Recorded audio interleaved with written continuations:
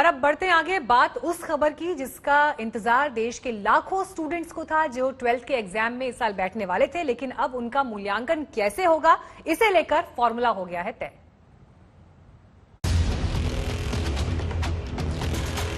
मुझे लगता है कि उन्होंने काफी सोच समझकर इस निर्णय पे वो पहुंचे होंगे।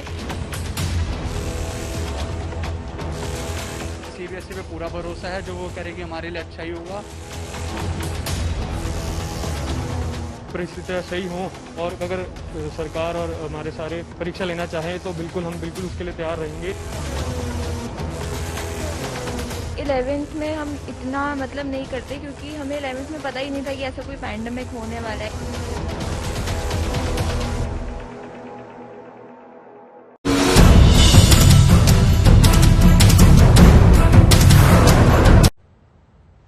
बारहवीं के नतीजों पर फॉर्मूला आ गया है। सरकार ने आज सुप्रीम कोर्ट में इस सस्पेंस से पर्दा उठा दिया। 12वीं के बच्चों का रिजल्ट 10वीं, 11वीं और 12वीं प्री बोर्ड के आधार पर बनेगा। 10वीं के 30%, 11वीं के 30% और 12वीं प्री बोर्ड के 40% अंक जुड़ेंगे। 31 जुलाई तक नतीजों का ऐलान हो जाएगा।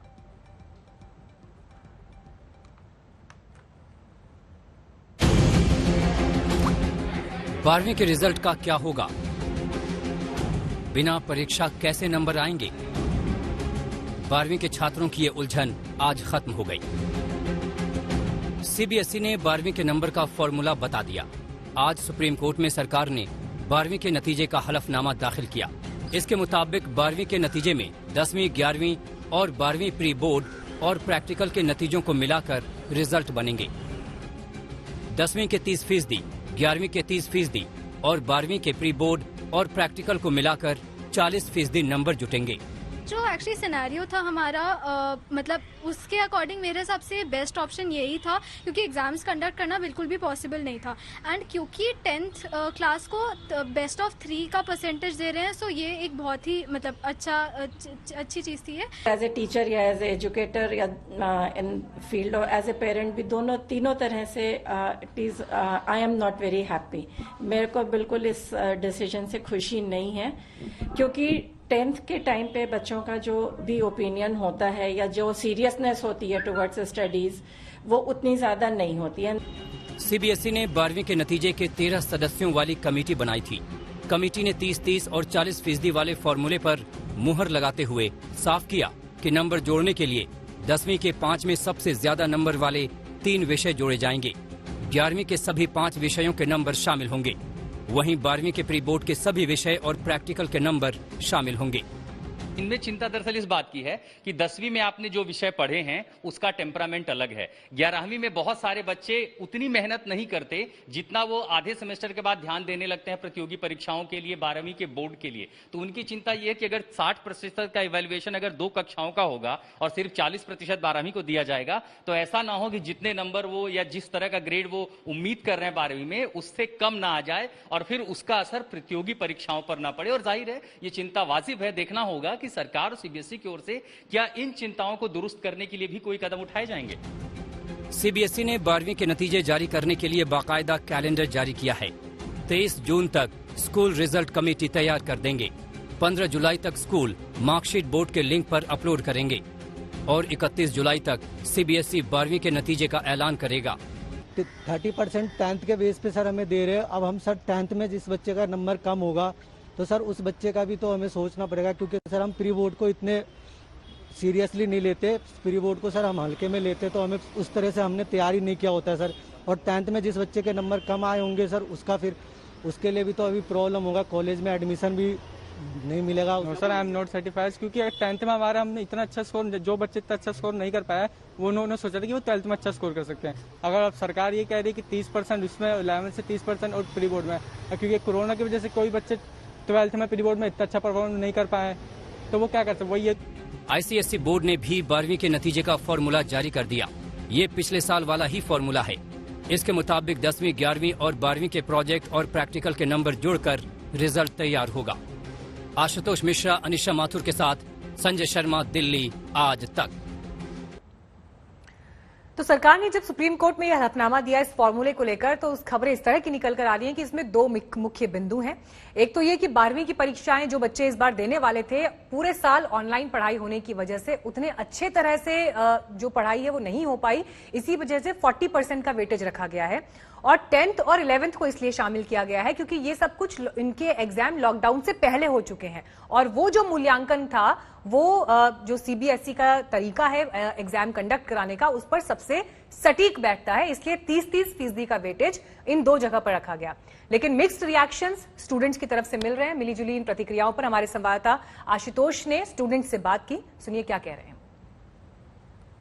हम जब पढ़ते हैं अपने छात्रों में तो हमेशा फोकस ये होता है कि बोर्ड परीक्षाओं में हम कितना बेहतर करें, इसलिए 9वीं में बच्चे कम हो जाते हैं। 11वीं में आप देखें उनका पूरा फोकस कॉम्पिटिटिव एग्जाम्स और बोर्ड की तैयारी में होता है।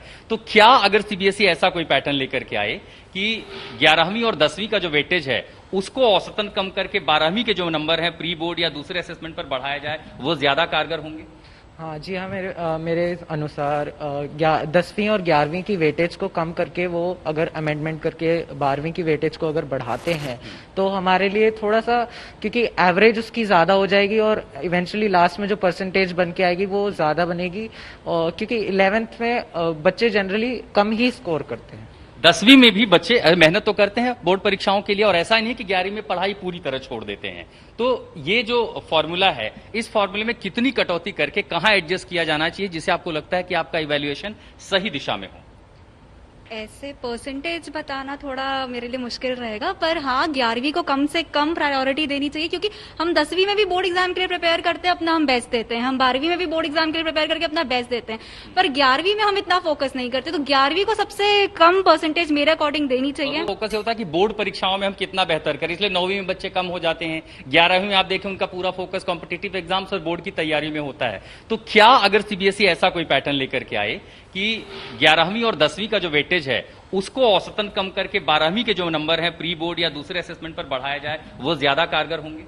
हाँ जी हाँ, मेरे अनुसार 10वीं और 11वीं की वेटेज को कम करके वो अगर अमेंडमेंट करके 12वीं की वेटेज को अगर बढ़ाते हैं तो हमारे लिए थोड़ा सा, क्योंकि एवरेज उसकी ज़्यादा हो जाएगी और इवेंचुअली लास्ट में जो परसेंटेज बन के आएगी वो ज़्यादा बनेगी। और क्योंकि 11th में बच्चे जनरली कम ही स्कोर करते हैं। 10वीं में भी बच्चे मेहनत तो करते हैं बोर्ड परीक्षाओं के लिए और ऐसा नहीं है कि 11वीं में पढ़ाई पूरी तरह छोड़ देते हैं।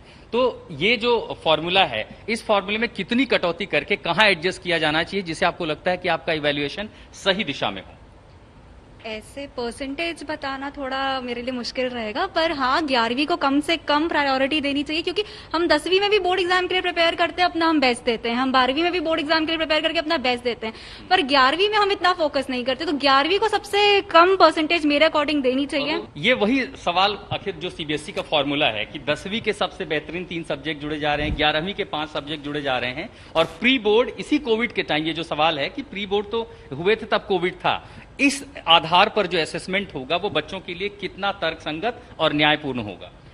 देखिए, ये सिचुएशन बहुत चैलेंजिंग है, पैंडेमिक है और ऐसी स्थिति शायद पहले कभी किसी ने फेस नहीं की है। एक सवाल ये भी आया है कि कई सारे जो स्कूल हैं वहां पर तो प्री बोर्ड की भी तैयारियां नहीं होती हैं। पूरा साल पैंडेमिक में चला गया। पिछले साल जो बच्चे 11वीं से एलिवेट होकर 12वीं में आए तो प्री बोर्ड की तैयारियां नहीं मिली, उन्हें ऑनलाइन क्लासेस मिले, फिजिकल प्रैक्टिकल के वो चांसेस नहीं मिले। इवैल्यूएशन कैसे हो सकता है जो तर्कपूर्ण हो?